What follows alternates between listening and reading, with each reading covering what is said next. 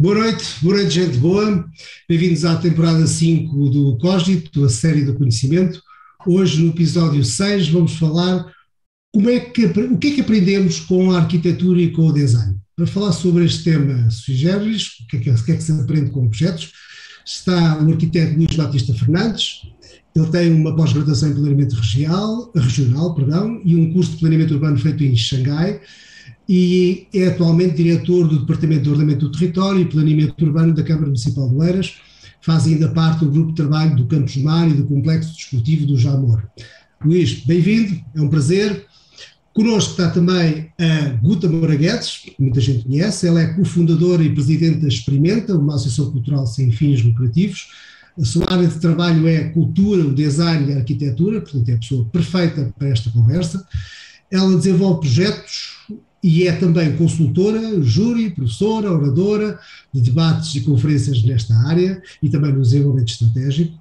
Foi diretora da Fundação da Casa da Música e administradora da Fundação do Centro Cultural de Belém e tem sido distinguida pelo governo francês com o grau de Cavaleiro da Ordem das Artes e das Letras e desde 2018 é considerada uma das 25 mulheres mais influentes em Portugal.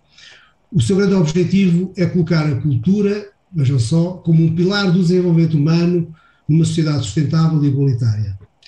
Boa noite, Guta. Quase queria dizer, é uma sonhadora e uma romântica. Bem-vindo, bem-vindo ao clube. Vamos direto ao assunto. Guta, para a discussão, o que é que podemos aprender com os objetos, com o design, com a arquitetura? Vamos começar por tentar perceber o que é primeiro, o que é o design, e se dentro do design, o que é um bom design?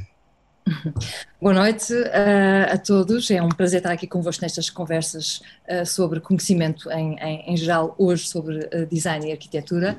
E indo já direito à tua pergunta, Rui, é sui generis, eu explico porquê.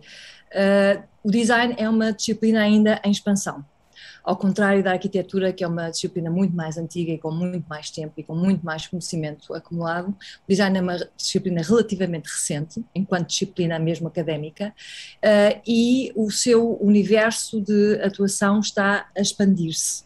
Ou seja, não se cristalizou, não se solidificou ainda, é uma disciplina em movimento. Por isso é sempre mais complicado de definir o que é o design do que definirmos, penso eu, mas o Luís depois pode-me corrigir, o que é a arquitetura. Acima de tudo porque aquilo que o design era quando eu comecei a trabalhar nesta área, que foram há 25 anos, e antes de fazer mesmo a Experimenta, a Bienal de Design aqui em Lisboa, aquilo que eu aprendi na Universidade de Design com o professor Daciano da Costa não corresponde de todo àquilo que o design é agora. Eu lembro de ter discussões com o professor Daciano da Costa épicas na Faculdade de Arquitetura, precisamente porque eu via o design numa ótica que o Daciano não via ainda. O Daciano via o design muito ligado aos objetos, ao equipamento, às 3 dimensões, à realidade tangível, e eu interessava-me muito mais outras dimensões que o design para mim continha, ligadas à comunicação, por exemplo, à simbologia, a uma raiz cultural maior, e nós discutíamos imenso sobre isso. Hoje, se tu me perguntares o que é o design, eu tenho que te responder com uma tentativa de descrição dessa disciplina que para mim sumariza aquilo que ela é, mas que não é de todo uma definição oficial. Eu acho que o design é como se fosse uma caixa de ferramentas. E, portanto, é uma disciplina que tem uma capacidade de ser charneira e ponte de contacto entre muitas outras disciplinas, a arquitetura incluída, tal como a engenharia, mas também a ética, também a economia, também a estética. Portanto, é uma disciplina de convergência, é uma disciplina que só existe quando vista em conjunto com muitas outras competências que vêm de outras disciplinas, portanto é o resultado de uma soma e é um catalisador entre disciplinas. Mas a ideia de que o design é uma caixa de ferramentas e de que existe para estar ao serviço do ser humano é talvez para mim a definição que mais me interessa. Portanto, o foco essencial do design é providenciar respostas, soluções, com um olho centrado naquilo que é daquilo que nós somos. E, portanto, o entendimento sobre o ser humano, o entendimento sobre o ser humano e a sua relação com o planeta, por exemplo, são essenciais para que o design possa acontecer. Bom design e mau design, sem dúvida que existe, tal como boa arquitetura e má arquitetura. Não sei se o Luís concordará, mas serão sempre, em última análise, arquitetura e design. mas podem efetivamente ser má ou boa arquitetura e mau ou bom design. Para mim, aí depois temos vários ângulos e vários crivos para considerar o que é o bom design. Para mim o bom design é aquele que responde àquilo que eu estava a colocar há pouco, que é o design que providencia uma resposta que é sustentada, que é inteligente, que é funcional, e que vai de encontro a uma necessidade nossa, seja ela qual for. E, portanto, é tão abrangente quanto isso, daí que seja hoje em dia muito difícil de falar sobre design em um curto espaço de tempo, para já.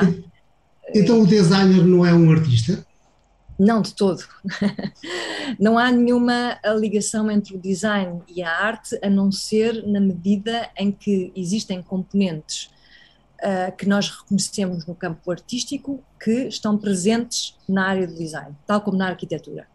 Eu lembro de uma vez estava a moderar uma conversa com o Souto Moura e com o Cisa em Serralves, e discutimos muito esta ideia dos arquitetos serem artistas ou não, tal como se discute a ideia dos designers serem artistas ou não, e a minha opinião é que são três disciplinas diferentes, que se contaminam. Há dimensões artísticas no design, mas os designers não são artistas. Há uma grande diferença que eu acho que é, o Luís poderá estar de acordo comigo ou não, mas... Queria fazer uma pergunta. Força. Queria fazer uma pergunta, porque é que acha que alguns arquitetos são bons designers? Acho poucas vezes isso. Poucas vezes. Tenho que ser sincera que não acho muitas vezes que os arquitetos sejam bons designers. A maior parte das vezes acho que os arquitetos não são bons designers, para ser muito sincera.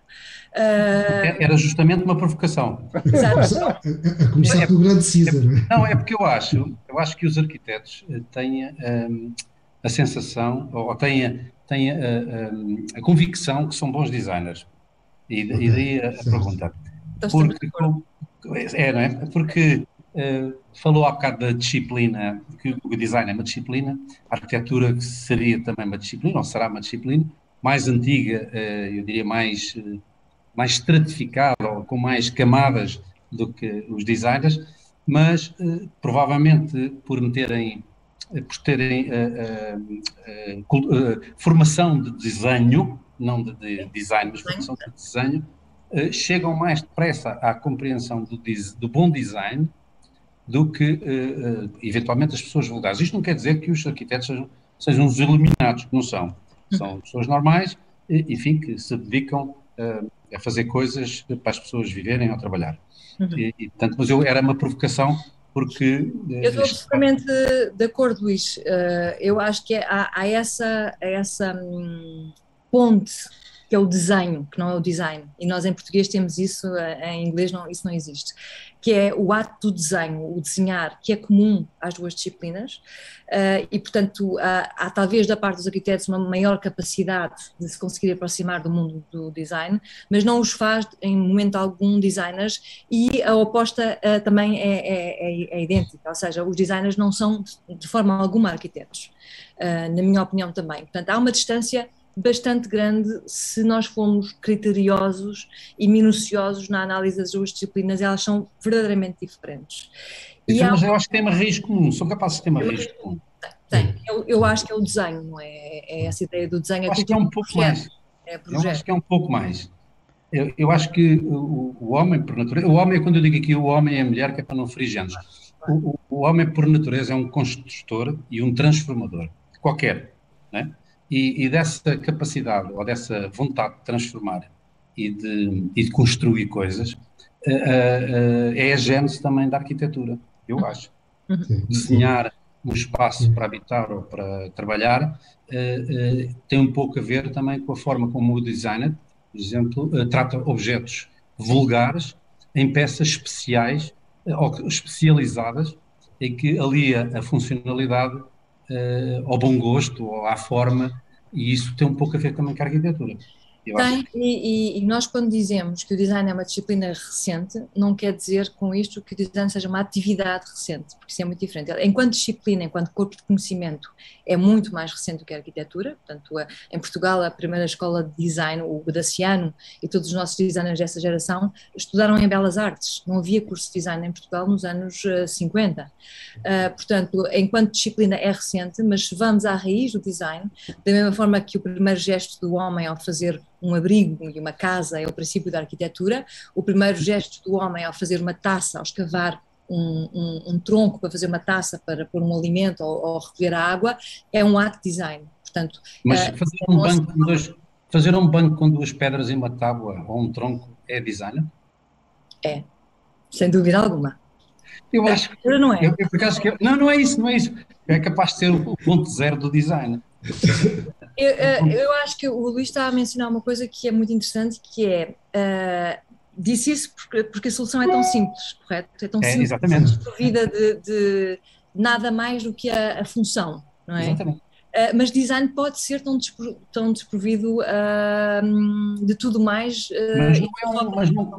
Mas eu acho que não tem um ato refletivo nem intelectual ou culturalmente evoluído que justifique passar da fase de banco improvisado para um banco com design. Percebe o que eu quero dizer? Aí discordamos. Eu acho que o raciocínio que levou ao homem a empilhar duas pedras e a colocar uma tábua de madeira sobre as duas pedras é um raciocínio, aliás, eu explico. Em 2008 eu comissariei uma exposição para a primeira capital de design do mundo em Turino.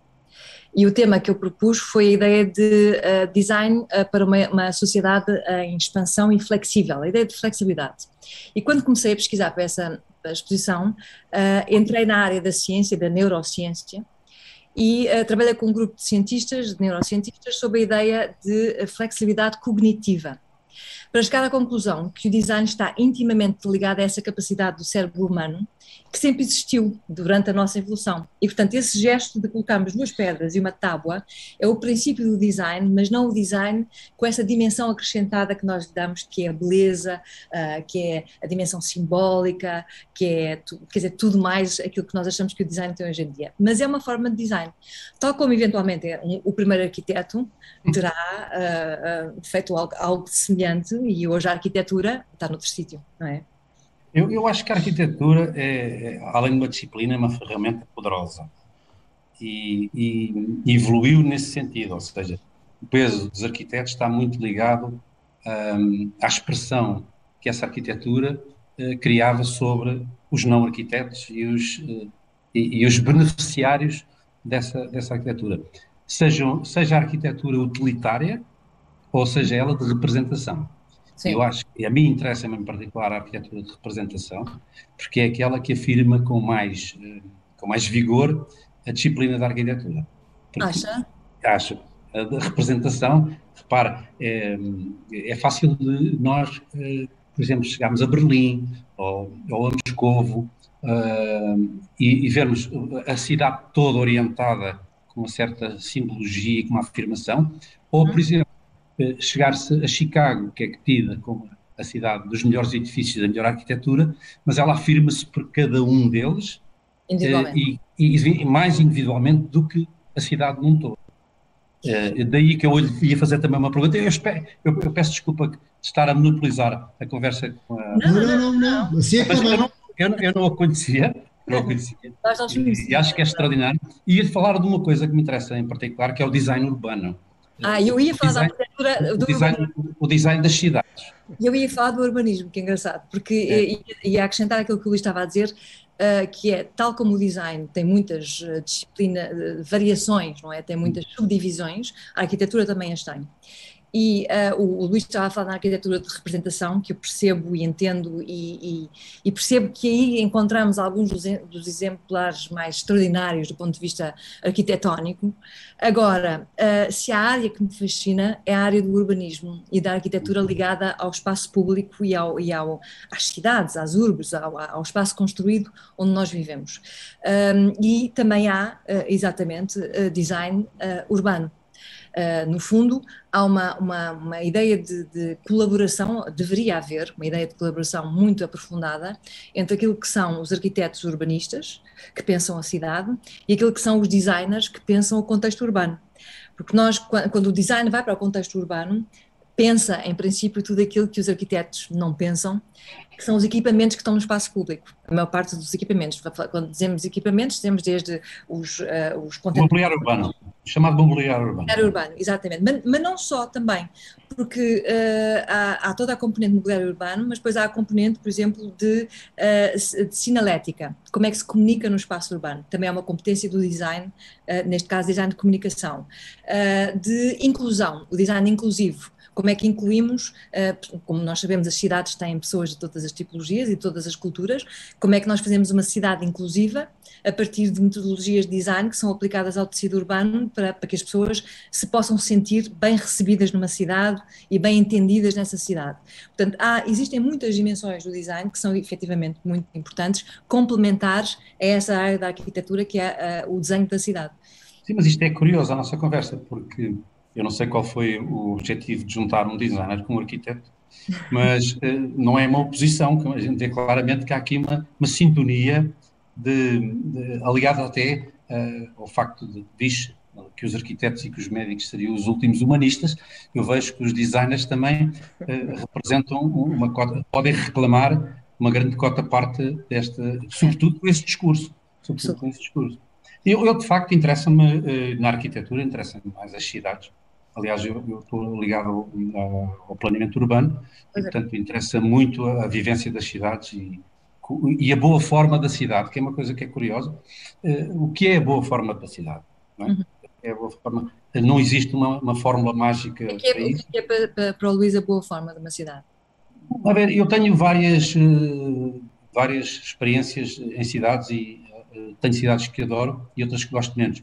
E muitas vezes o debate não tenho uma fórmula que me diga o que é que faz de algumas cidades terem uma boa forma. Porque é assim, repare, eu gosto imenso de Nova Iorque. Nova Iorque, mais do que um design, tem intensidade urbana, que é uma coisa que não é fácil de medir. Xangai, por exemplo... Uma boa descrição de Nova Iorque. Xangai, por exemplo, é uma cidade que também tem uma vibração fora do comum. Mas depois a gente tem cidades como Veneza, ou como Florença, ou como Roma, em que se ouve falar alto, em que a gente convive com pedras no chão, que têm... quando olhamos com atenção, afinal não são pedras espalhadas, são restos de colunas. Existe o Fórum de Roma, por exemplo, é uma coisa fora de série, porque a gente vê numa secção 3 ou 4 mil anos de cidade. E isto não tem explicação. E a forma como Roma, por exemplo, se transformou desde centenas de anos antes de Cristo até hoje, não tinha um guião para ser assim ou ser assado. Ela é um somatório de cultura, não é? Somatório de cultura que, por exemplo, não se encontra, por exemplo, no Dubai. Claro. No Dubai entusiasma muito mais o design dos edifícios. Eu vou-lhe chamar assim, para não chamar arquitetura. Está bem, mas é mais o design dos edifícios do que propriamente aqueles isqueiros alinhados, lindíssimos, aquelas canetas Parker estilizadas, mas com 20 pisos ou com 30 pisos. É verdade, eu sinto não muito... gosto nada do Dubai, portanto tenho um problema grave com o Dubai, que não gosto nada do Dubai. Mas também se assenta a falta de percebermos como é que aquilo nasceu. Nós temos uma noção de que a história existe, não é? Apesar da gente não a viver, mas acredita que há 1000 anos andavam pessoas em Roma ou em Lisboa ou em qualquer outro lado, mas no Dubai de repente parece que aquilo se pôs à mesa. Não é? Sim, são as cidades desenhadas agora, no século XXI, finais do século XX. Sim, mas se calhar rápida, muito rápida. Quer dizer, não dá tempo para a gente perceber. Luís, deixa-me provocá-lo. Porquê que um turista, quando visita uma cidade, normalmente quer visitar as zonas históricas, ou seja, a velha arquitetura, e, exceto os arquitetos e os designers, não vão visitar a nova arquitetura? Porque é mais fácil para as pessoas perceberem. Isto tem muito a ver com a não arquitetura, ou com os não arquitetos.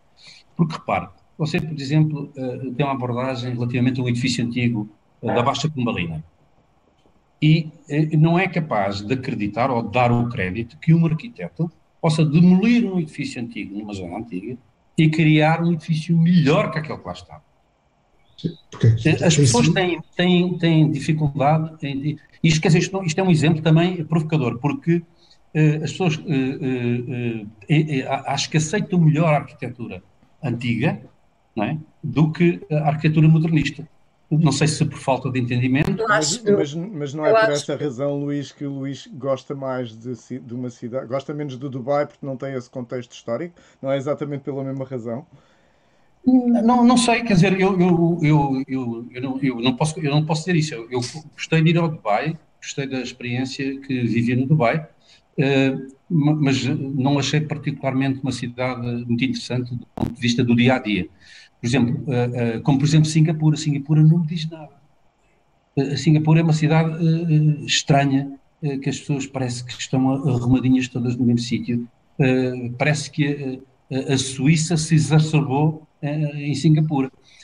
Já eu gosto de cidades movimentadas, cidades em que se sente a vivência das pessoas que lá vivem.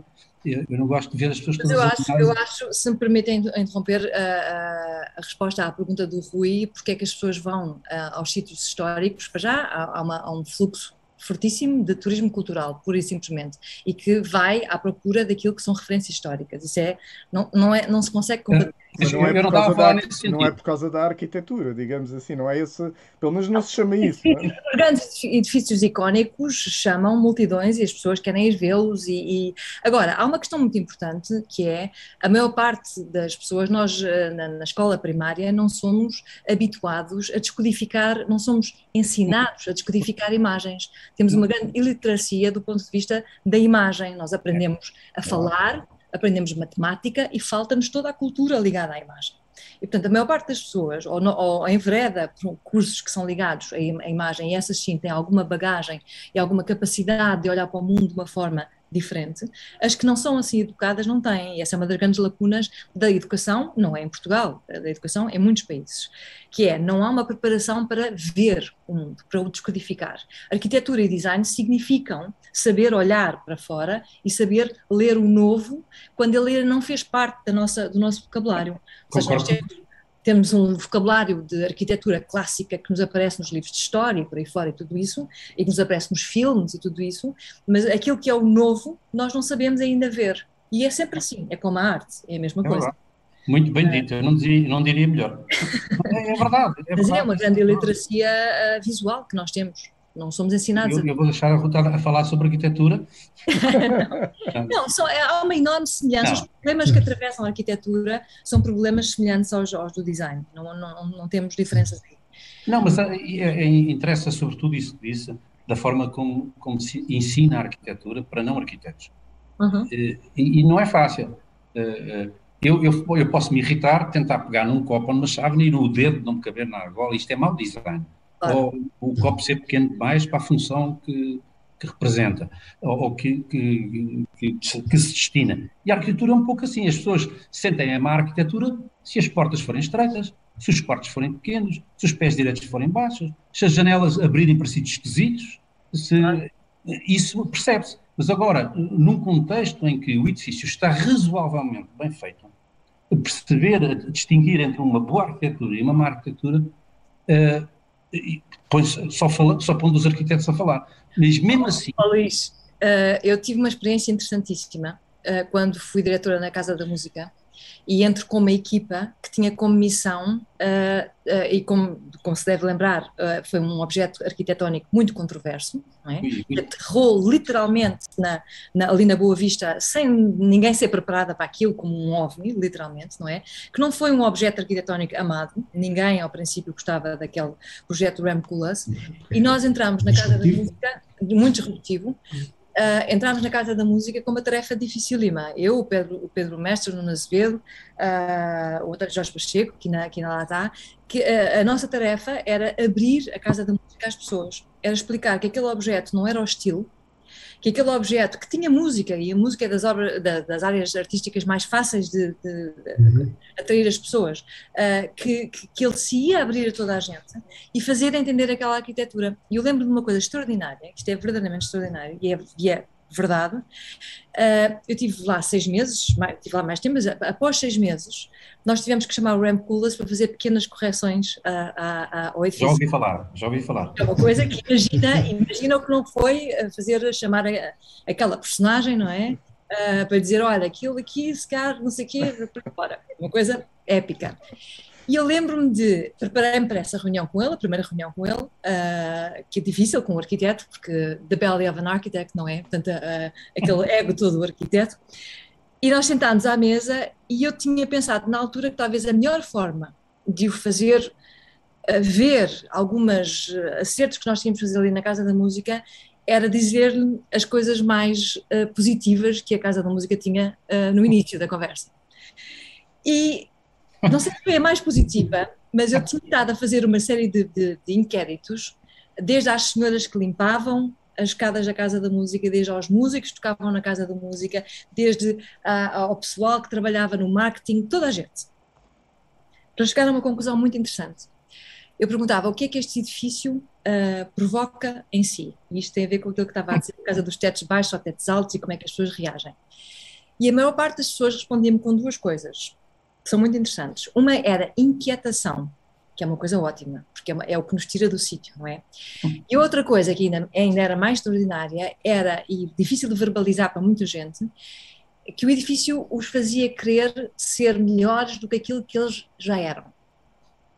Portanto, havia ali um chamamento aspiracional naquela arquitetura que se sente efetivamente quando se vai lá imediatamente, para quem já está muito próxima daquilo, mas que as pessoas, passado algum tempo lá estarem a trabalhar, fossem elas quais fossem e em que área estivessem, diziam isto: aqui qualquer coisa, parece que eu tenho que limpar melhor, ou parece que eu tenho que tocar melhor, ou parece que eu tenho que fazer melhor. Isso, para mim, esse impacto que a arquitetura pode fazer e que o design não tem a maior parte das vezes, é talvez a coisa mais fascinante. Lá está. Não é por acaso que os arquitetos foram chamados a fazer templos, a fazer castelos, a fazer peças que impressionam e que esmagam no sentido que não é o ambiente deles, deslocam-nos do ambiente deles.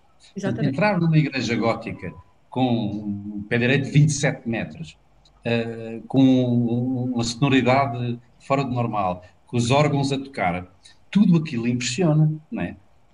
Mas essa não é uma diferença bastante vincada entre arquitetura e design, no sentido em que o bom design, tem inevitavelmente um aspecto muito ligado ao presente, à resolução de um problema, enquanto que a arquitetura pode também ter essa dinâmica, mas pode claramente, como por exemplo a igreja, ou a ideia da perenidade, de algo que vá para além do ser humano e que fique, essa noção isso parece-me uma diferença que não eu estou absolutamente de acordo, e aliás, eu, trabalhando mais na área do design, a minha grande paixão é a arquitetura. Sou muito mais apaixonada pela arquitetura do que pelo design, a não ser num ponto, mas depois podemos lá ir. Mas aquilo que, João, que estavas a dizer é corretíssimo. No design nós lidamos com o comezinho, com o dia-a-dia, com o cotidiano, com a escala, a maior parte das vezes próxima do corpo, mas numa dimensão de funcionalidade, de serviço. Certo. A arquitetura não tem essa ideia de serviço sempre. Também tem, mas tem muito mais do que isso. Não sei, Luís, digo eu, que sou como digo... Não, é verdade, mas lá está. Podemos entrar aqui na distinção do que é a arquitetura utilitária, que é, por exemplo, ter uma Câmara ou um Governo ter que fazer habitação para milhares de pessoas ao mesmo tempo. Exige-se boa arquitetura, ok? E isto é um programa difícil. Sim. Escolher terrenos, fazer o desenho do bairro, e outra coisa é mandar fazer um hospital, por exemplo, ou mandar fazer uma igreja, que são, já são de representação. Não é por acaso que nós, com relativa facilidade, sobretudo as pessoas com 50 anos e pouco, sabem o que é a arquitetura do Estado Novo. Claro. Porquê? Porque é de representação e era de afirmação. Claro. E agora, os arquitetos que foram chamados a fazer essa arquitetura tinham claramente a noção da encomenda que estavam a ser feita. Muitas vezes, mal, na minha opinião, foram alinhados com o Estado Novo, ou com o regime, quando eles não estavam mais do que a fazer a sua profissão e exercer a sua profissão. E bem. Como todos fizeram ao longo dos séculos, quando trabalharam para a Igreja, quando trabalharam para outros centros de poder. Houve um tempo que só as pessoas poderosas e os governos é que tinham direito a arquitetos, quer dizer, senão a arquitetura, lá está, o homem é um transformador e é um construtor para fazer coisas pequenas que à sua habitação faziam. Agora, quando começou a ter que passar de 2 para 3 andares, de 3 para 4, fazer edifícios de escritórios otimizados, enfim, a evolução da própria forma de habitar e de viver e de trabalhar, é preciso arquitetos, de facto, como é preciso médicos. Aí há uma grande diferença entre as duas disciplinas e também o lado que me encanta do design é essa aproximação com o normal, com aquilo que é as necessidades básicas as nossas necessidades básicas, o que não quer dizer que, obviamente, os designers não estejam a ir a outras dimensões e estão. E neste momento nós temos designers a trabalhar na área a cruzar com a biologia, com a ciência, com tecnologias absolutamente extraordinárias e a produzir uma série de novos artefactos, uns tangíveis, outros não tangíveis, uns digitais, outros não digitais e por aí fora, mas nunca tem acho eu, essa possibilidade de aproximação àquilo que a arte é. Eu acho que aí a arquitetura toca mais com aquilo que a arte é, no sentido de que há qualquer coisa maior, que às vezes a arquitetura toca, que a arte tem que tocar, senão não é arte, não é? E que o design não precisa, digamos assim. O design vai até à dimensão estética, é difícil pedir-lhe mais do que isto, e isso já é extraordinário. Estética, comunicativa e por aí fora. Agora, a arquitetura não. A arquitetura, para mim, vai a uma dimensão muito próxima da arte, como um design não vai. E o gosto? Como é que se lida com o gosto? Sendo que o gosto é passageiro e existem modas. É verdade. O gosto faz parte da forma como nós nos organizamos em sociedade e faz parte de uma coisa extraordinária, que é cada um de nós é diferente do outro. Sim, mas quando nós estamos a desenhar um telemóvel que dura 2 anos, nós estamos sempre dentro da moda. Quando estamos a desenhar uma catedral que vai durar 1000 anos, outros valores se levantam. Por isso mesmo, Rui. Por isso é que a arquitetura tem um tempo que o design não tem. A rapidez do design permite lidar-nos com vetores de desenho que são ligados ao ritmo do cotidiano e do agora e o amanhã cedo. Não é?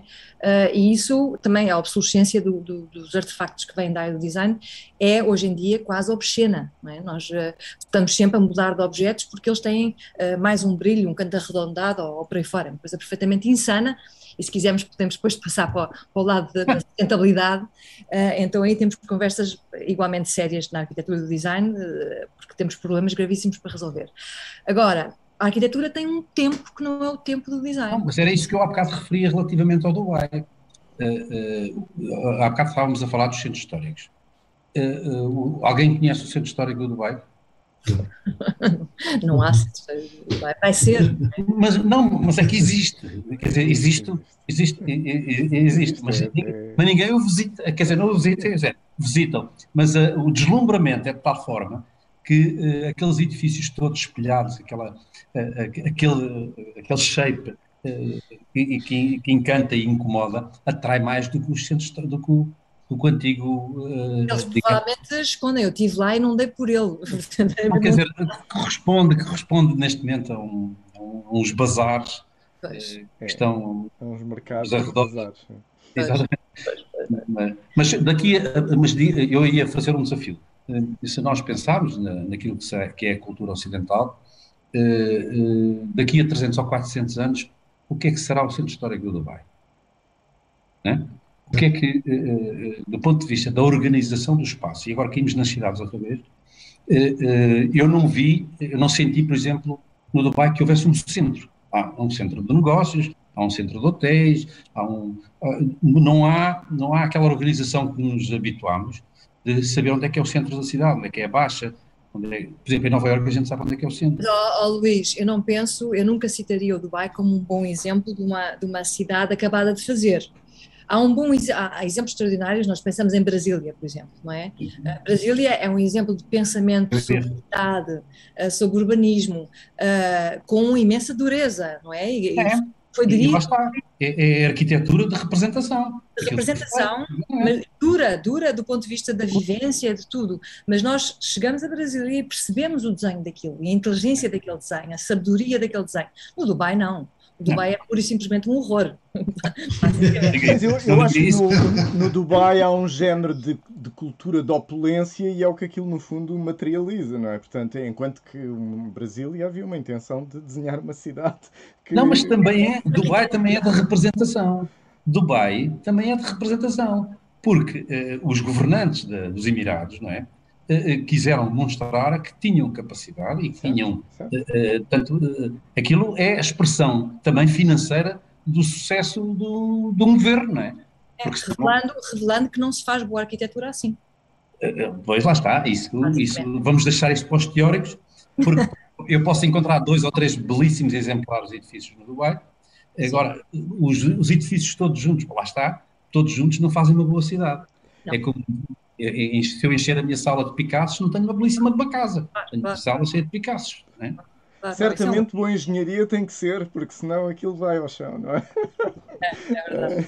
Não, mas isto é o fenómeno que atravessamos, à escala planetária. Há bocado falava do planeta no seu todo, mas temos diferentes expressões do que é o entendimento da boa arquitetura e assim teremos que viver e conviver uns com os outros.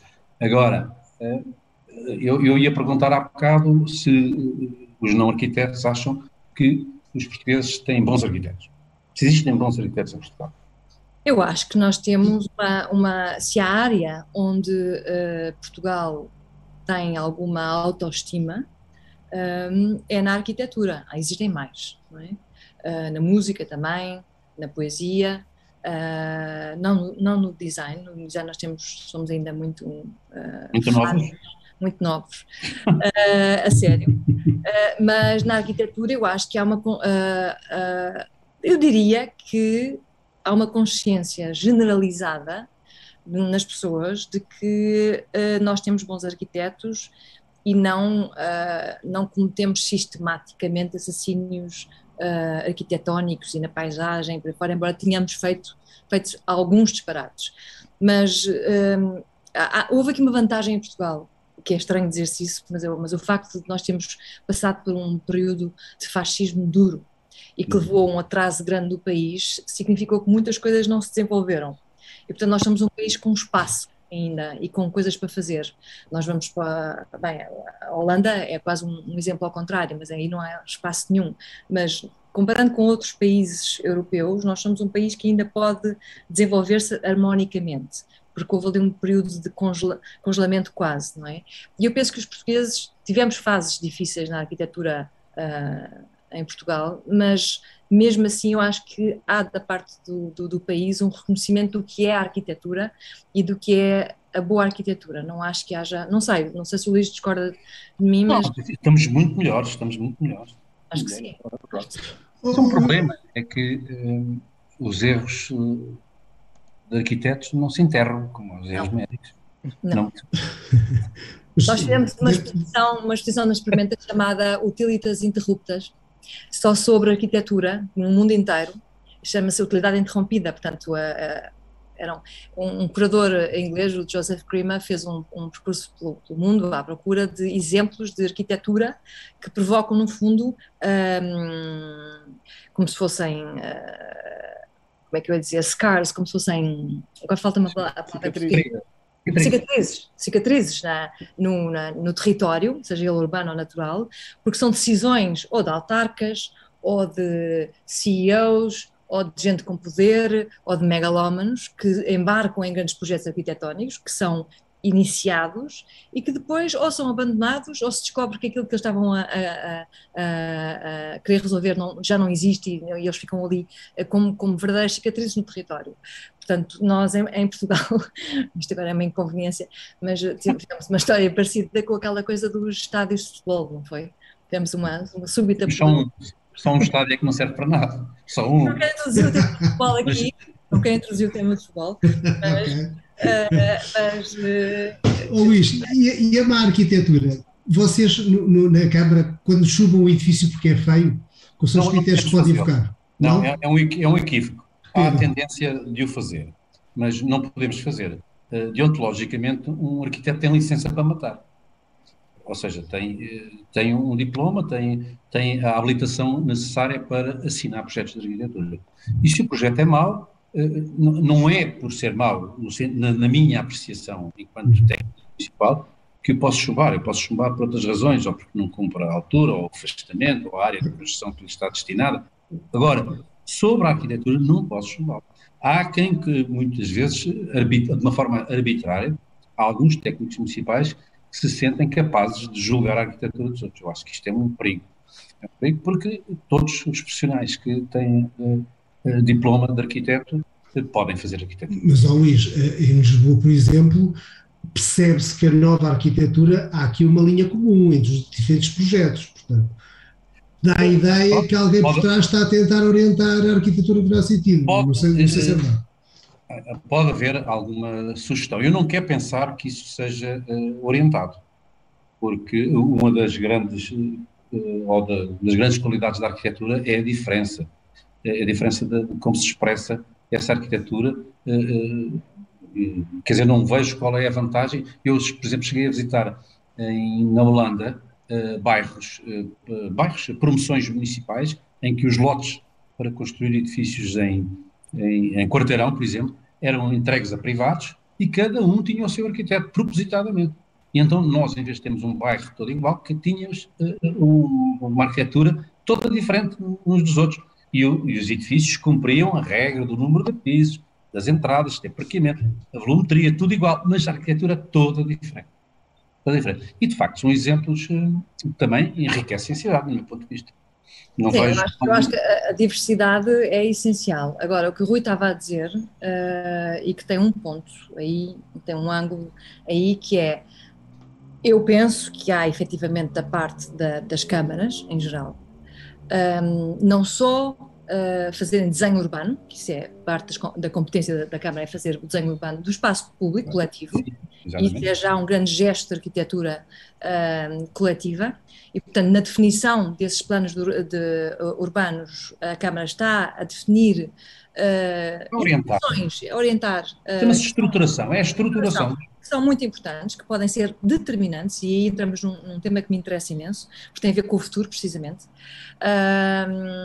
São determinantes.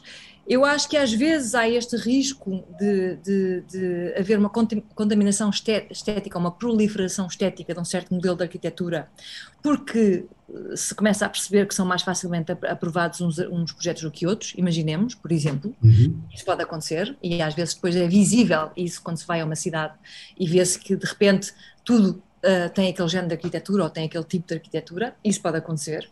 Agora, eu acho que uma Câmara nunca deve fazer isso, obviamente, deve fazer o contrário. Deve estimular a diversidade, sendo muito rigorosa naquilo que são os critérios dessa arquitetura e naquilo que é o impacto daquele edifício para o espaço público, que é essa que é a medida onde a Câmara pode ter um papel determinante, que é um edifício impacta sempre a minha vida, qualquer edifício, quando eu vou na rua, eu sou impactada por ele, não é? E, portanto, essa relação do impacto do edifício, da arquitetura de um edifício e comigo, cidadã, eu acho que a Câmara aí pode ter uma forma de avaliar, de medir, de pensar, nem que seja nos parâmetros mais simples da acessibilidade, coisas no género. Eu permita-me dar um exemplo que acho que é revelador de um certo pensamento. Eu conheço, e passa-se em horas, duas operações urbanísticas, chamemos-lhe assim, para simplificar, destinadas a moradias isoladas, em lotes confortavelmente grandes. Num caso, o promotor perguntou à Câmara se poderia apresentar como elemento regulador dessas moradias 3 ou 4 tipos de moradias. A Câmara não se opunha. E, portanto, hoje temos esse bairro de moradias completamente composto por moradias muito parecidas. 3 tipologias. Exatamente, mas muito parecidas porque tinham um pré-desenho, digamos assim, uma pré-orientação, em que, por exemplo, os telhados são todos vermelhos, as paredes são todas brancas, os caixilhos todos cinzentos, ou duas ou três cores. E temos aqui um outro caso, que eu acho muito mais interessante, do meu ponto de vista, que é a Vila Utopia, que foi promovida, curiosamente, por um engenheiro, em que determinou que iria escolher, no panorama nacional, os melhores arquitetos, quer dizer, aqueles que fossem reconhecidos pelos pares, como sendo aqueles mais premiados ou os melhores, e atribuir-lhes, deu-lhes um projeto para cada, ou seja, vendeu os lotes e as pessoas que comprassem os lotes tinham que fazer o projeto daquele arquiteto. Sim. E temos. Pessoal, eu não tenho nenhuma dúvida de que a segunda versão é muito mais interessante do que a primeira. E ambos são feitos por arquitetos, repara. Nenhuma dúvida, porque permitem essa tal diversidade que tem que responder à nossa própria diversidade enquanto... Mas às vezes não é confusão. Mas peço desculpa, só para concluir... Diversidade não se transforma em confusão e falta de planeamento, não é também planeamento é uma coisa completamente diferente. É diferente. Completamente diferente. Aliás, a Câmara também tem formas de expressar uma certa ideia de arquitetura quando ela própria faz arquitetura, quando ela faz os bairros de habitação para colocar no mercado. É uma ferramenta que dá tangibilidade, não é, àquilo que pode ser a visão de uma Câmara perante a arquitetura coletiva e pública. Portanto, ela também tem essa forma. Sim, mas eu acho que há uma certa ideologia por trás disto. Ou seja, se reparar, a maioria das pessoas tendem a gostar mais do bairro uniforme do que o bairro diversificado. Porque a diversidade mais ordem.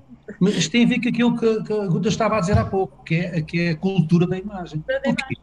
Porque não são chamados a ter que detalhadamente olhar para as casas per si. Elas olham para o bairro e dizem, não, isto está muito bonito, as casas são praticamente todas iguais. É o verde, é o branco, é o vermelho do telhado. É o nosso sistema de sobrevivência a imperar, não é? Que é assim, tudo mais equilibrado, dá-nos mais segurança. Mais previsível, não é? Mais previsível. Mas também mais fácil. Mas também mais fácil. O Covid vem desbaralhar de novo, porque já percebemos que não há nada previsível nem controlável, portanto é melhor deixarmos de ter medo das coisas novas, não vale a pena. Mas em cidades é fácil criticar essa excessiva homogeneidade, mas, por exemplo, aldeias históricas, a maior parte das aldeias históricas tem alguma uniformidade, não é? Sim, mas repare que elas nem sequer foram feitas por arquitetos, a maior parte delas. Certo. Não foram. Elas nascem da necessidade, lá está, é uma arquitetura utilitária, por não arquitetos, utilizando os materiais que tinham à mão e que lhes deu essa replicando modelos que funcionavam. Exatamente.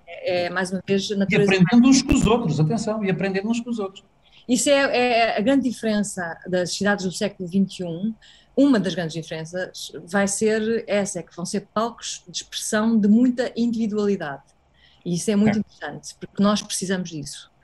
Precisamos de ter formas de expressar que somos diferentes uns dos outros em espaços que comungamos. Mas isso é a democratização da arquitetura. Exatamente, o que é extraordinário. Agora, temos que nos preparar para muitas assimetrias estéticas e de gosto, há bocado o Rui falava no gosto, elas vão acontecer e são naturais. Se tiver uma certa... Nós temos tendência a nos acomodarmos, ao longo da vida vamos ficando mais congelados nas nossas ideias, mais confortáveis nos nossos sítios. E a arquitetura nas cidades vai servir também para nos estabilizar e isso é bom, porque cada vez que nós nos acomodarmos ficamos menos resistentes. E portanto até nisso a arquitetura e o design têm uma função de estímulo e de alavanca para nós enquanto espécie, portanto são muitíssimo importantes. Agora, para mim o ponto mais importante, e se permitem eu vou introduzi-lo, não sei qual é o tempo que nós temos mais 10 minutos de conversa. Mais 10 minutos.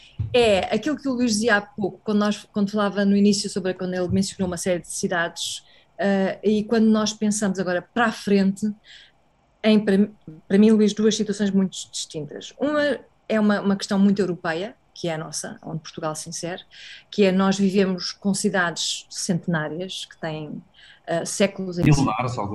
Milenares alguma, e portanto temos que atualizar sistemas que são sistemas muito antigos, e esse é o problema da Europa. E depois os países que estão em desenvolvimento e que têm muito, como a China e como a Ásia, tudo isso, e que vão construir cidades do nada, terão outro tipo de problemas. Mas nós, agora falando aqui sobre nós vamos ter que saber atualizar as nossas cidades, mantendo-as em funcionamento, e atualizá-las pensando nas grandes questões do século XXI, que são as alterações climáticas, não é? E as alterações climáticas significam que de uma penada nós podemos ver cidades destruídas e disfuncionais num dia só. E aí é que o design pode ter muita importância, porque a velocidade do design, e falámos sobre isso há pouco, a capacidade de resposta do design é muito superior à capacidade de resposta da arquitetura, que é lenta, não é?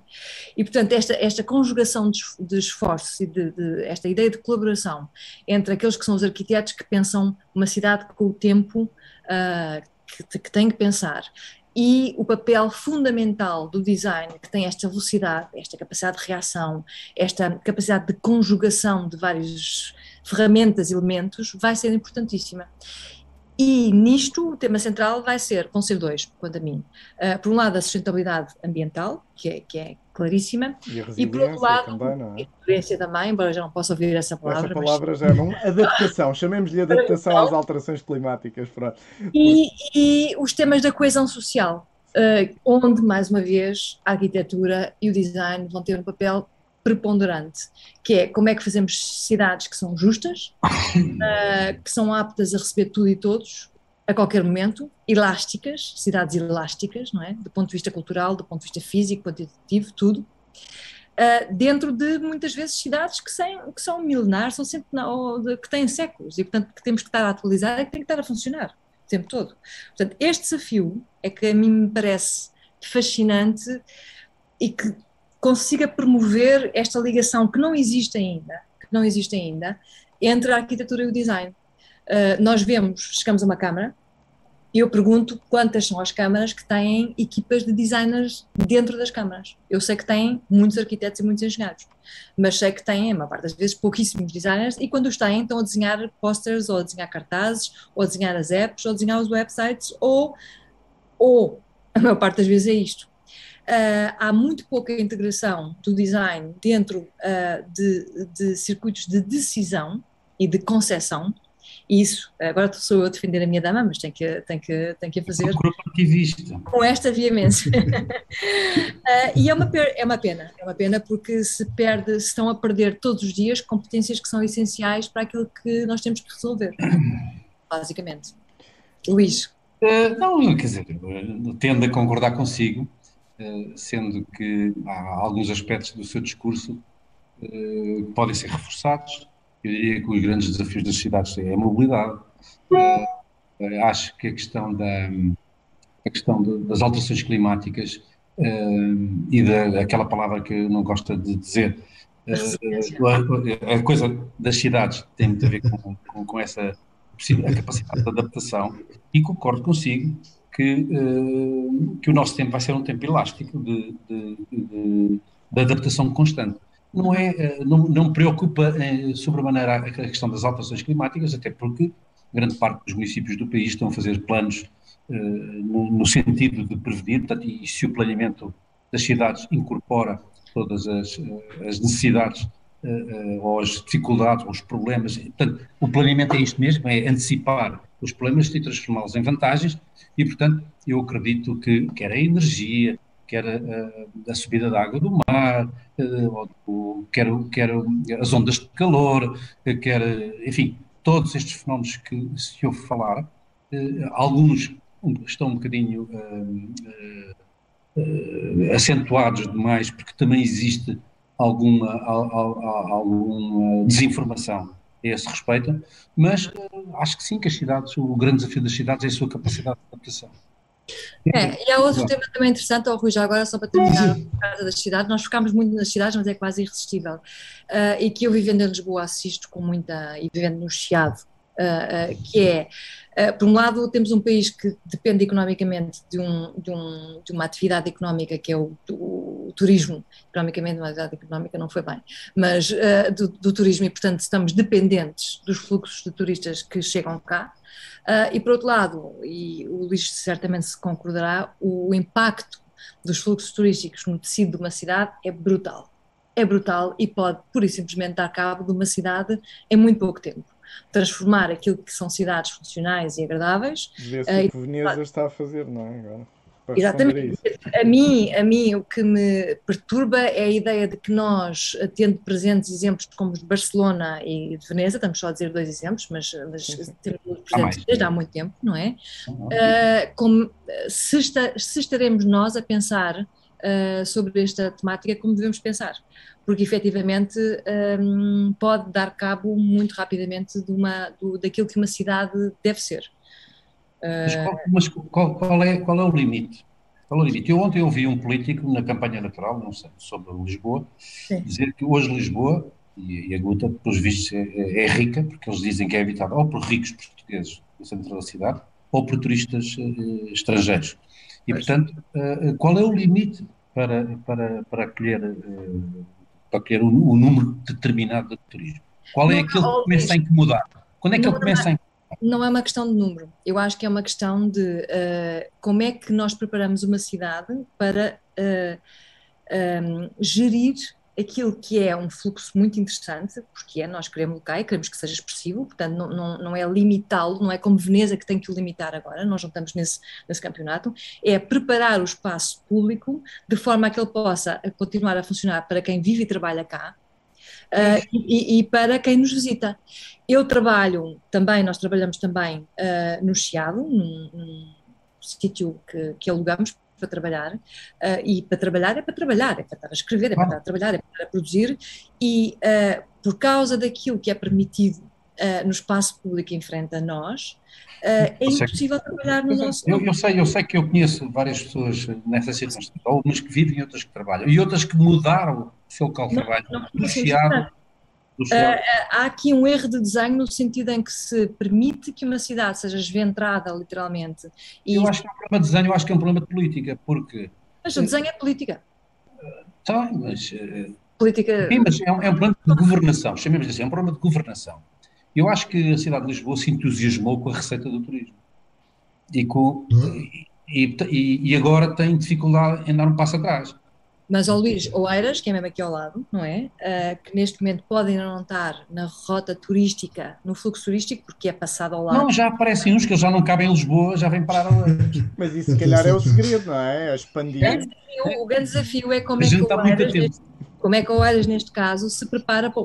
Porque tudo isto são fenómenos que nós já observamos. O fenómeno de Barcelona foi há 20 anos atrás. Nós vimos o centro de Barcelona ficar destruído, não é? Esqueça, em 4 ou 5 anos nasceram 4 ou 5 hotéis em Oeiras, que é uma coisa, duplicou-se a capacidade hoteleira. Portanto, aquilo que eu acho... Está muito abaixo daquilo que seria aquilo que nós desejamos para Oeiras. Mas eu acho que é sobretudo... Luís, é que depende sem dúvida da vontade política, mas nós não podemos esquecer da força que existe na comunidade criativa, neste caso dos arquitetos e dos designers, e na possibilidade que essas duas disciplinas têm de providenciar respostas. Se a Câmara de Oeiras neste momento está a pensar que daqui a 10 anos vai ter um fluxo turístico 10 vezes maior, tem uma comunidade à sua disposição, não é? Mais uma vez eu volto a falar nesta competência criativa e na capacidade de pensar soluções inovadoras que estes profissionais têm. Acho que a única coisa que os políticos devem fazer é chamá-los para a mesa de trabalho. Mas isso está a levantar uma outra questão muito interessante, que é a competitividade das cidades. E nesta área metropolitana, por exemplo, o Oeiras durante muitos anos foi a zona de passagem de Lisboa para Cascais. E hoje o Oeiras tem uma posição no ranking das cidades muito diferente da que tinha há 30 anos. E isto leva a que municípios vizinhos compitam com Oeiras, no sentido de ter a clientes, sejam elas empresas, sejam elas atividades especiais, sejam o que for. E levanta-me a outra questão, que é a gestão das grandes metrópoles. Porque hoje existe uma coisa que já não são... Eu perguntava aos meus filhos aqui há tempos se eles sabiam onde é que terminava o Conselho de Oeiras e começava o de Lisboa. Eles não sabiam. E eu pergunto, e para que é que isso serve? Para nada. Não, eles já são umas coisas diferentes, eles são territoriantes. Eles já andam, eles vão para onde dá jeito e para onde querem, porque parece que estão em Cascais, na festa da sardinha. O posse de território é completamente arcaico, não faz sentido. Mas os limites administrativos, na lógica da governação, Faz todo o sentido. Eu sei, ainda faz. Repara, por exemplo, a Universidade Nova, toda a gente acho que conhece, que está ali em Carcavelos, ela serve muito melhor, na minha opinião, e o Presidente da Câmara, que não me ouça, percebe muito mais os interesses de Oeiras do que de Cascais. Porque ela está no limite, ela está encostada à estação de Oeiras, está a 100 metros da estação de Oeiras. Para os utentes daquela universidade, o que é que lhes interessa se estão em Cascais ou em... Mas isso, Luís, isso é um exercício, é o tal exercício que é muito interessante para as autarcas, agora acabamos por falar em autarcas e tudo aqui, mas é inevitável, a arquitetura e design, podemos falar, que é o exercício macro e o exercício da cooperação, não é? Em vez de... Não existe essa cultura dentro dos... Mas é um exercício a estimular e volto a falar A mobilidade é a única maneira de... é com cooperação. É os lixos, olha, é os lixos, é o abastecimento de água, é os esgotos e pouco mais. Bem, gente boa, nós temos que começar aqui a pôr aqui um travãozinho. Antes de fecharmos, tem que buscar uma questão. O Cogito tem este ano um tema que é o humanismo tecnológico. O que é isto? É saber discutir, pelo menos, se a tecnologia nos está a transformar em melhores pessoas ou nem por isso. Nós aqui não estamos a falar de tecnologia, mas estamos a falar de objetos que têm um grande impacto na sociedade. E, portanto, a minha pergunta, para uma resposta curta, por favor, é: existe um design humanista? Existe uma arquitetura humanista? Eu posso responder imediatamente. Que nos transforma em melhores pessoas. Eu acho que sim, Eu acho que a sociedade de hoje é melhor do que há uns anos atrás, pelo menos naquilo que é o exemplo português. E essa então é muito fácil de chegar a essa conclusão. Agora, qual é o contributo da arquitetura nessa melhoria é outra coisa. Mas que a boa arquitetura e o bom urbanismo melhoram as pessoas, melhoram porque melhoram a vivência e não cria stress nas pessoas. Eu, se vivesse numa casa que não podia, que não me sentia bem, estava estressado. E, portanto, eu acho que o equilíbrio do espaço onde se habita, onde se trabalha, faz toda a diferença. E se houver boa qualidade naquilo que se faz e naquilo que se trabalha, e isto é extensível aos utensílios, não é? Digamos, àquilo... Não, sem dúvida, há um design humanista, sem dúvida, que promove essa capacidade de nós nos mantermos humanos e mantermos longe, não é longe, mantermos distintos daquilo que vai ser a evolução toda tecnológica e a inteligência artificial e tudo isso, não é longe, mas é em coexistência. Agora, o design tem algumas dimensões muito ligadas a questões verdadeiramente humanistas. Questões ligadas aos migrantes, questões ligadas à pobreza, há muito trabalho na área do design que se centra precisamente em criar soluções para serem utilizadas em momentos em que a humanidade funciona menos bem. Isso é uma parte do design que é muito interessante e que há muita gente no mundo inteiro a trabalhar, e que mais uma vez o Covid veio sublinhar o papel desses designers que trabalham precisamente para situações de emergência que são ou de saúde ou de sociais, como a migração, e que se ocupam, acima de tudo, em providenciar essas soluções. A inteligência artificial e a tecnologia vem-nos dar a nós, designers, e a quem trabalha nesta área, mais ferramentas, acima de tudo. Não assusta nenhum designer essa existência, em momento algum, nem nos separa mais. Vai-nos dar mais ferramentas e mais materiais para trabalhar. Muito bem, temos que encerrar. Guta, tens um livro para mostrar a quem nos está a ver e ouvir? Depois o Luís. Mostra lá. Mostra lá o design do teu livro. É muito velhinho. Estão a ver ao contrário? Sim. Estamos a ler bem. Manual de Instruções para a Nave Espacial Terra. Sim, é um livro de um dos grandes pensadores e um dos primeiros designers preocupado com o tema ambiental e com, precisamente, designers e arquitetos, que é o Buckminster Fuller. O Buckminster Fuller foi um arquiteto, designer, um Leonardo da Vinci do século XX, americano, que esteve à beira do suicídio quando tinha 35 anos, graças a Deus não se suicidou nessa altura, esteve mesmo pronto a suicidar-se à beira de um lago americano, e depois dedicou o resto da sua vida às causas, antecipando os problemas que a nave espacial Terra iria ter, isto nos anos 50, 60, a criar arquitetura e design sustentável, com a ideia de proteger o planeta. É um livro muito pequenino, um manual de instruções para a nave espacial Terra, muito difícil de encontrar. Eu queria ver se conseguia fazer uma reedição deste livro, e que tem um texto maravilhoso do Buckminster Fuller, que nessa altura, nos anos 50, penso eu, precisamente a alertar-nos para que, se nós não tivéssemos cuidado com o nosso planeta, com o consumo exagerado que estávamos a ter de recursos materiais e de tudo isso, podíamos perder a nossa nave espacial, e o que é que isso significava. É um livro de design, um livro de arquitetura fascinante. Obrigado, Guta. Luís? Eu tenho outro livro, não conheço particularmente o autor, mas chamou-me a atenção porque um colega meu que trabalha comigo, não arquiteto, me deu a ler umas frases dele e eu achei curioso, fui ver quem era, e é um arquiteto grego que, neste caso, é interessado pelas cidades e era um ativista político e professor na Faculdade de Arquitetura de Atenas. E, portanto, o que eu espero deste livro é, sobretudo, a diferença que me faz quando leio livros, sobretudo anglo-saxónicos, que falam sobre as cidades, e eu espero que deste grego tenha uma experiência, uma experienciação melhor e mais próxima dos latinos. Portanto, eu estou farto, não estou farto, mas a teoria sobre as cidades que vejo muitas vezes em autores americanos, canadianos, australianos, holandeses e ingleses, tem pouco a ver com a nossa maneira de pensar, e eu acho que este livro me vai fazer bem. Com a sensação de que, se tivéssemos 10 horas para conversar, estaríamos aqui 10 horas, embora o coitado da Guta e do Luís ainda não jantaram, vamos então dar-lhes essa oportunidade. Este é o fim desta maravilhosa conversa sobre o que é que podemos aprender com o design e com a arquitetura. Só para lembrar que para a semana, na quarta-feira, vamos falar de um tema completamente diferente. Será que o futebol é uma ciência? Muito obrigado a todos. Façam o favor de serem felizes. Muito obrigado. Boa noite. Obrigada. Boa noite.